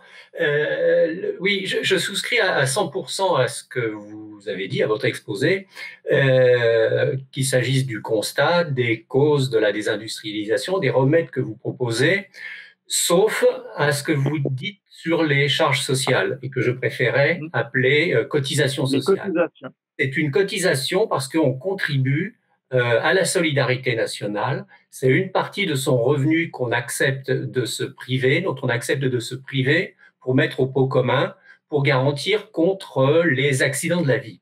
Les accidents de la vie que sont la vieillesse, la maladie, la famille, le chômage. Tout à fait d'accord sur le principe. Sur le principe partant de là, vous faites un amalgame. Vous semblez ignorer que notre protection sociale repose sur deux piliers. À la fois un pilier que je qualifierais d'assurantiel, que je viens de décrire, et un pilier assistentiel, qui dépend non plus des cotisations sociales, mais qui dépend de l'impôt. Moi, j'aime bien cette idée que ce sont les salariés qui décident de mettre au pot commun pour, comme j'ai dit tout à l'heure, garantir contre les accidents de la vie. Parce que s'ils ne le faisaient pas comme ça, quelle serait l'alternative? Ce serait de cotiser auprès d'assureurs privés. Et là, il y aurait un énorme danger, selon moi. Et votre ouvrier qui travaillerait dans l'industrie, au lieu d'avoir une augmentation de salaire, certes, il aura cette augmentation de salaire, mais il ne cotisera plus et il devra se tourner vers un assureur privé qui lui demandera peut-être beaucoup plus cher avec des conditions beaucoup plus contraignantes. Donc, vous voyez, il faut que, moi, je crois au parallélisme des formes. Notre protection sociale est le résultat d'une histoire. Et plutôt que de prendre des décisions unilatérales de la part du gouvernement, avec tout le patronat qui est derrière, je pense qu'il faut renouer avec la manière dont on avait élaboré cette protection sociale pour pouvoir la réformer et pour qu'en ce sens, elle puisse être acceptable. Alors, moi, je suis globalement sur le principe tout à fait d'accord avec vous. Je ne suis pas du tout hostile aux cotisations sociales et au financement d'une protection sociale publique par les cotisations sociales. Je suis moi-même un grand admirateur et un grand défenseur du programme du CNR et de l'État-providence à la française tel qu'il a été constitué, disons, justement par le CNR je vais revenir sur ces dates, pendant les 30 Glorieuses, entre 1944 et 1973. Je ne suis évidemment absolument pas favorable à une suppression des cotisations sociales. Je suis très hostile à la casse de la protection sociale qui pousserait les gens dans un système anglo-saxon à se tourner vers des assureurs privés. J'y suis extrêmement hostile. Simplement, je dis juste qu'il y a une question de montant et qu'aujourd'hui, ça n'a pas toujours été le cas, mais aujourd'hui, nos cotisations sociales, c'est pour ça que là j'ai parlé de charges, sont trop élevées en termes de montant. Donc des cotisations sociales, oui, bien sûr, avec plaisir même, si je puis dire, mais point trop n'en faut, sous peine de massacrer notre compétitivité. En fait, pour moi, j'ai une thèse un peu que peut-être que si on me réinvite, je reviendrai sur ce sujet, mais en fait, en ce qui concerne l'État-providence français, notre État-providence actuel, pour moi, a deux couches. En fait, il y a une première couche que je défends et que j'admire, qui a été créée sur la base du programme du CNR, donc comme je vous ai dit, entre 44 et 73. Et il y a une deuxième couche qui a été créée à partir de 1974 et qui est basée sur le traitement social du chômage, avec toujours plus d'aides, toujours plus de subventions, toujours plus d'assistanat, pour en fait compenser les chocs macroéconomiques et les récessions et la désindustrialisation. Ce que j'appelais, en reprenant la formule de Jean-Michel Quatrepoint, le gaucho-libéralisme. En fait, c'est que l'État se désengage du champ économique, avec l'euro, avec le libre-échange, avec la fin de la politique industrielle. Et en parallèle, comme il se désengage en abandonnant son rôle d'État stratège, il va se replier sur la sphère sociale et jouer le rôle du SAMU et de l'État nounou. Donc il y a une hypertrophie de la sphère sociale et en fait, ça c'est l'État fait de plus en plus du bureaucratique et du social, même de l'assistanat, et ça implique la fin de l'État stratège, la fin de l'investissement public, le délabrement des services publics, à commencer par l'hôpital, on vient de le voir, et en fait, notre État social basé sur le travail, comme ça pouvait être le cas dans le programme du CNR, oui, notre État social actuel obèse et avec quand même une bonne dose de fraude et d'assistanat est fondé sur le traitement social du chômage plutôt que sur une volonté de traiter économiquement les causes du chômage en créant des emplois, moi ça me paraît quand même très problématique. Et en fait, en France, le problème est souvent mal perçu, puisqu'on ne voit pas que, en fait, d'un côté, les désengagements néolibéraux de l'État et de l'autre, l'État pompier qui distribue des RSA à tour de bras, sont en fait les deux faces d'une même médaille. Et dans notre pays, on a soit des libéraux qui veulent tout casser et qui veulent détruire le programme du CNR, ce que je trouve absolument scandaleux, mais c'est ce que proposait par exemple Denis Kessler en 2007. Il disait pour réformer la France, il faut détruire le programme du CNR. Je suis bien sûr opposé à cela. Où on a au contraire des gens comme Benoît Hamon, en fait, qui veulent encore accroître notre dépense sociale qui est déjà la plus élevée du monde. En fait, pour moi, ce qu'il faudrait faire, c'est défendre la première strate, c'est l'hérité du CNR, celle de 44-73, et qui existe encore aujourd'hui, et dans laquelle je suis bien d'accord, il faut des cotisations. Et donc cette strate, elle est légitime socialement, beaucoup plus que les assureurs privés. Elle est utile économiquement pour empêcher des récessions, c'est ce qu'a bien montré Keynes. Et en même temps, il faut, excusez-moi l'expression, foutre en l'air la deuxième strate, celle où les cotisations deviennent des charges insoutenables. Et ça ne peut pas se faire sans réindustrialiser. C'est-à-dire qu'il va falloir remplacer les RSA et les allocations de chômage par des emplois de qualité dans des usines qu'on aura remises en France. Moi, c'est ce que je pense sur la question de l'État-providence en France, mais je suis pas du tout favorable à la fin des cotisations sociales ou à la destruction du programme du CNR, bien au contraire. Oui, là-dessus, nous sommes d'accord. Hein. Mais justement, le RSA, c'est pas des cotisations. Le RSA, c'est la partie assistentielle qui dépend de l'impôt. C'est pas la cotisation. Voilà. Oui, là, sur ça, on est d'accord. Sur ça, on est complètement d'accord. Moi, je suis pour se débarrasser du RSA, qui en fait est une invention libérale et qui est sur la partie justement assurantielle. Mais si vous voulez, les cotisations, je pense que je suis tout à fait d'accord sur le principe. C'est juste que là, je trouve qu'on a atteint, disons, du point de vue de la compétitivité française, des montants qui sont quand même très élevés. Voilà. C'est une question plus quantitative, en fait, que je voulais souligner. Oui, mais tout à fait. Mais après, il y a les progrès de la médecine qui font que si on veut être remboursé des dépenses qu'on engage pour se soigner, elles sont de plus en plus élevées et du coup, la cotisation est de plus en plus élevée.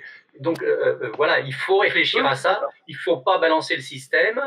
Il faut qu'on ensemble, toutes les parties prenantes puissent négocier et réinventer un autre système.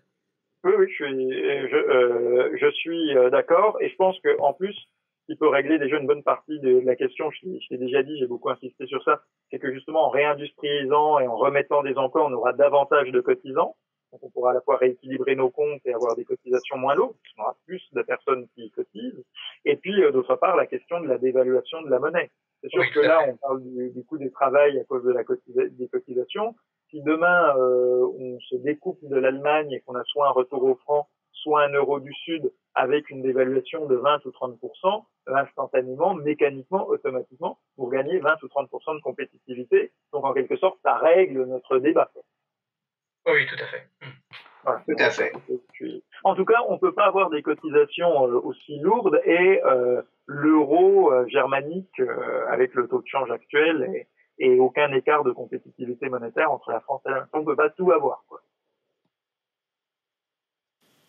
Très bien, chers amis, est-ce qu'il y a d'autres questions? J'en ai une du coup, qui sera sûrement la dernière, je pense. Oui. Excellent exposé auquel je souscris, comme mes camarades a priori dans l'ensemble. Enfin, j'avais pas grand-chose à y reprocher. J'avais effectivement un petit hic, mais que Patrice a lui-même corrigé, donc c'est très bien. J'ai un point quand même, et je pense que vous aurez la réponse, mais est-ce que le problème actuel, c'est pas tout simplement, et vous avez commencé votre exposé comme cela, où vous pointez très bien l'élite qui est complètement, qui est devenue hors sol, qui nous vend effectivement un espèce de libéralisme qui sauvera le pays, alors qui est le moteur de la désindustrialisation française. Mais est-ce que tant que cette élite n'est pas à la tête et de la France au travers de sa haute administration, Frédéric Farah, Emmanuel Todd l'ont très bien expliqué dans leurs différents ouvrages, et aussi tout simplement dans le monde politique, puisqu'elle n'est pas que dans la haute administration. Est-ce que tant que cette élite existe, y a-t-il ne serait-ce qu'une possibilité en fait de pouvoir mettre en place une politique de réindustrialisation, puisque ça me semble un peu impossible à l'heure actuelle au vu de la vision économique et politique qu'ont ces gens. Voilà. Eh bien, écoutez, moi je suis globalement, je suis d'accord avec ce que vous dites, et c'est-à-dire que je pense qu'il faudra alors non pas une disparition de l'élite, parce que je ne connais pas de société sans élite et sans décideurs, sans gouvernants, mais une autre élite, une élite de substitution, qui d'ailleurs peut en partie être issue de l'élite actuelle, c'est-à-dire les dissidents, les hétérodoxes de l'élite actuelle peuvent. Et par exemple, il y a un banquier d'affaires, Philippe Villain, qui est inspecteur général des finances, conseiller du CAC 40. On peut dire que c'est l'élite par excellence, et en même temps, il est très anti-euro. Donc voilà, on peut. Mais en tout cas, avec l'élite standard conformiste, je pense que c'est vraiment le mot-clé pour définir l'élite actuelle, et vous l'avez très bien dit aussi, déconnectée hors sol, donc, et notamment dans la haute fonction publique, avec ce personnel-là, j'ai peur que, hélas, oui, on n'arrive à rien et qu'il faudra en changer. D'autant plus que c'est d'autant plus surprenant que en vrai, ce serait dans leur intérêt réel et bien compris de changer de paradigme, parce que déjà, ils sont à la tête du pays, donc ce serait plutôt mieux de diriger un pays sur une bonne pente et en forme et en train de s'enrichir plutôt qu'un pays décadent, déclinant et en train de s'appauvrir, déjà. Puis aussi, ça permettrait d'éviter des explosions sociales. Enfin, moi, je veux dire, je serais un inspecteur des finances, fervent défenseur de l'euro et de la société de service. J'aurais quand même peur que, vu ce qui s'est déjà passé avec les gilets jaunes et la crise économique qu'on est en train de vivre là dans le cadre du Covid, j'aurais peur que ma tête finisse au bout d'une piste. Moi, personnellement, je ne le souhaite pas.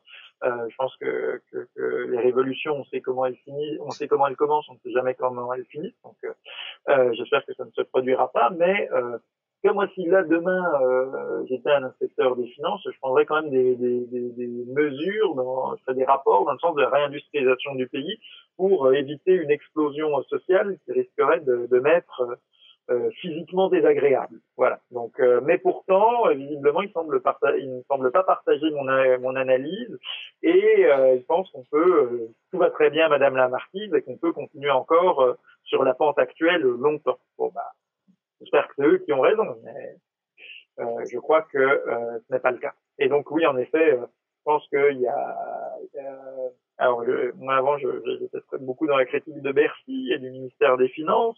Je viens de découvrir qu'il y avait une autre technostructure toxique qui était celle du ministère de la Santé. Le découvrir comme tout le monde avec la crise du Covid-19 et donc les hauts cadres du ministère de la Santé qui n'ont pas dû mettre les pieds dans un hôpital depuis longtemps sont eux aussi complètement déconnectés. Donc en effet, je pense qu'il y a certains hauts cadres, oui, avec lesquels on ne pourra pas mener cette politique que pourtant j'estime absolument indispensable. Alors, chers amis, nous reprendrons justement la question des élites avec Éric Anseau, qui a écrit une histoire des élites. Et il vient nous voir, enfin, il sera sur écran le 13 janvier, si ma mémoire est bonne. Et la semaine prochaine, on change complètement de sujet et de siècle, puisqu'on a invité Catherine Maire pour parler de politique et religion dans la France du XVIIIe siècle. Et vous savez à quel point c'est compliqué.